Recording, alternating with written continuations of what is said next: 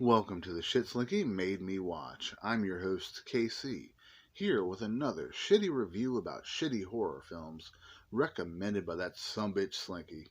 Here to talk to you about Cheerleader Massacre, released in 2003. And this one had a budget of $60,000, which is highly believable for being a 2000s film. It definitely had more of a 80s feel to it, and this one supposedly is a direct sequel to the Slumber Party Massacre. So if that is all true, I can see why they tried to make it have a 80s feel. It definitely did what it was trying to do there. And this one we have tits within the first minute, which is something you want to have in a slasher. You got to have a good kill to tit ratio or you lose your target audience. And this one followed the formula very well.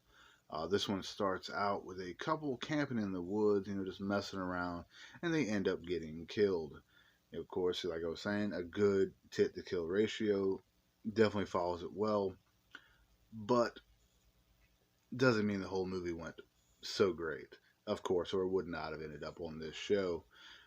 After this kill happens here in the woods, we do have some cheerleader practice, and then we have a shower scene with a couple of the cheerleaders, which of course you gotta have it. I mean, it's a slasher, why not? They are getting ready to go on this cheerleader trip with the rest of their squad or whatever. And some of the girls that you never see end up taking a bus and they make it there safely, but you never see them ever throughout the whole movie. So it's kind of pointless for them to even really talk about these girls because they're absolutely pointless. They're not in the movie at all. Um, a few of the girls get left behind and they end up taking a van with a couple guys, and this one guy's like helping the coach out just to give him a ride. And while they're on the way there, they end up somehow running out of gas and getting kind of trapped there on the side of the road with no cell signal at all, so they can't call anybody or anything. And there's a serial killer on the loose, of course, and the police are trying to find this guy. And supposedly he is a guy that was a serial killer from in the past that has now somehow broken out and is on a killing spree once again. And this group did not just run out of gas just like on a normal road or anything like that. They are in the mountains and it's snowing, it's freezing cold, and there's no one around, no gas stations, no nothing. And they haven't seen a car in a long time go by. So they all decide they're going to go walking up this mountain to try to find somewhere with a phone.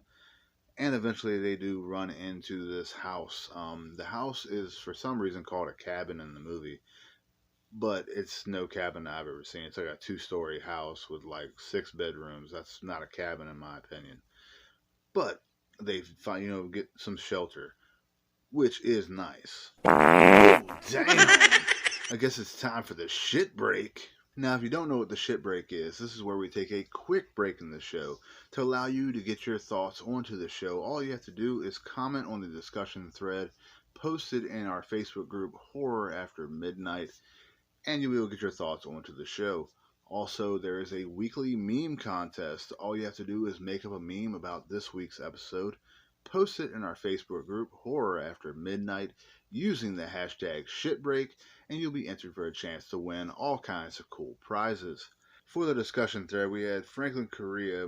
I need to know how this is. I hope it has TNA and a lot of blood, and it's at least decent, so I can't wait to hear what you have to say.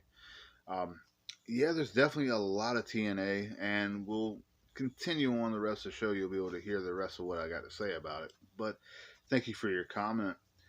We have Aaron Poe. I've never heard of this one, and that for me is kind of hard to believe. He also does a podcast on another show, of course, and he's watched plenty of shitty movies. So that's and for this one, for me, I haven't heard of it either before. But if Slinky's watched it, now I have to watch the shit. So here we are. And last but not least, we have Junior McLean. They saw how small he is. Look at their faces, look at them go. Thank you for that. Now let's get back to the show. During one scene, we had a couple of cops talking back and forth on the radio, and they're basically saying over like way too many times to where it gets to be almost comical and a bit annoying. Just they had to have said it, like I didn't exactly count, but it was like 10 times at least in about a minute or so. That the writing in this movie just wasn't that great. The group is at the house and hanging out, and they start hearing some gunshots. And of course, what are they going to do next besides send somebody outside to go investigate to see what's going on? And then all the girls, of course, are hanging out inside, waiting to hear back of what's going on or whatever. They hear a knock at the door. They go to open up the door, and what do they see but their friend standing there without a head and blood squirting out. That was a pretty decent kill and probably the best one of this entire movie. After they see their friend with his head cut off and everything, they all start to freak out, and one guy tells them all to go start looking for weapons, anything they can that's going to be able to help them protect themselves. And he ends up finding a gun and decides that he's just going to leave them all. Of course, that's what I mean. Why else? Why would you not go and leave everybody and take the only gun that you could have protected them with? Um, like I said before, the writing in this movie just didn't really make a whole lot of sense. But of course, that's how it ended up on this show.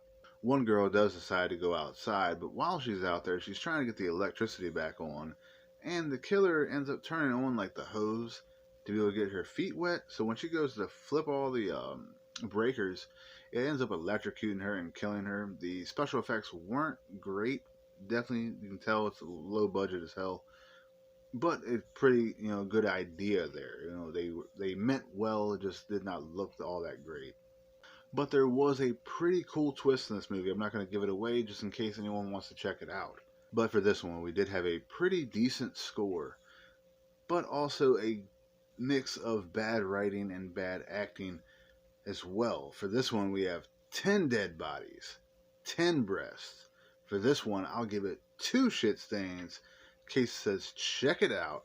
I'll be back next time to talk to you about Cheerleader Massacre 2. As always, I'll see you guys next time. Stay classy, folks.